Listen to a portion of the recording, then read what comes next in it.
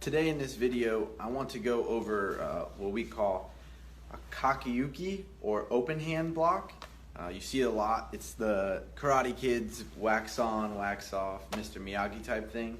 And I'd like to break it down a little bit, add some stuff to your training for your kata, as well as the actual practical application of the open hand technique, which is really important and sometimes gets neglected. So that's what I'm going to go over in this next little segment.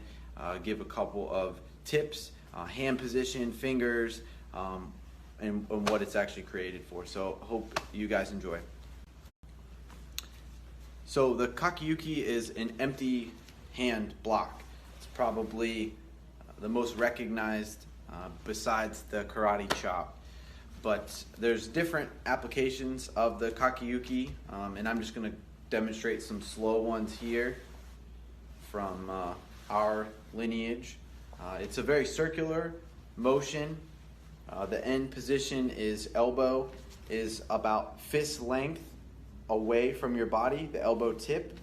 The hand itself is turned sideways to make a little bit of a hook, and the fingers and the thumbs are tightened down to signify a grip. You're grabbing something.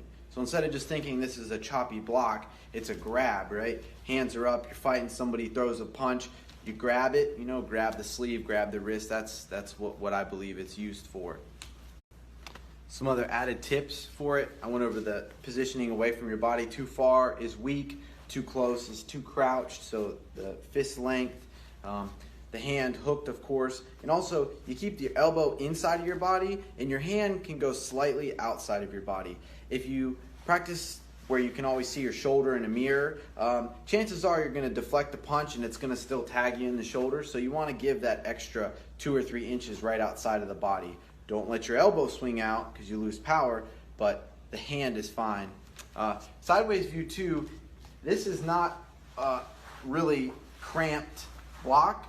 It's actually reaching out and back in and locking in place, because if a punch comes in and you intercept it too close to your body, it's still going to travel through and hit. So you got to keep your distancing. Karate is a counter system, so we want to defend in that fashion. And in that defending fashion, we keep our distance from somebody, our hands, our feelers out, okay, whenever we fight, karate specific.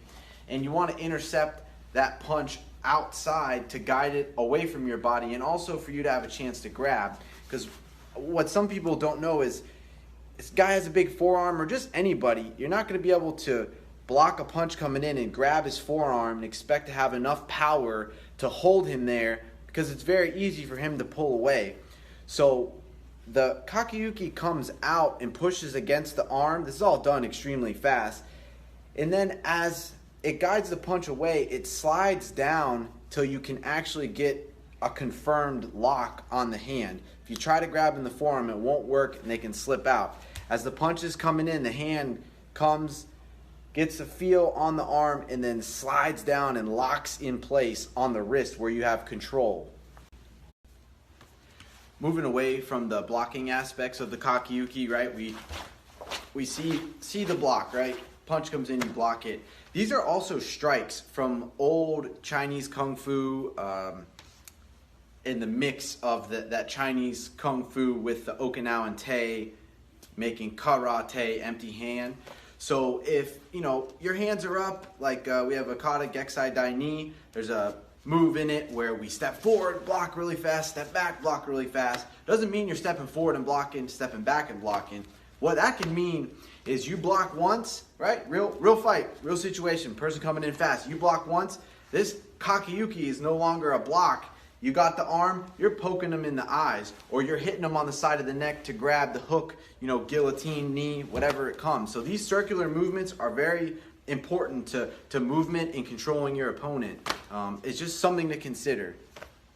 Lastly, I'd like to end with one more aspect, and I put this video together really quickly, and I only get 1 minute on Instagram, so if you guys have any questions, post it and I'll answer it in video or in text. But lastly, just as important as the hand going out for a block or finger strike is, it's just as important for pulling the hand back. because most people don't just step out and punch one time and freeze. It's 1-2 with multiple combos.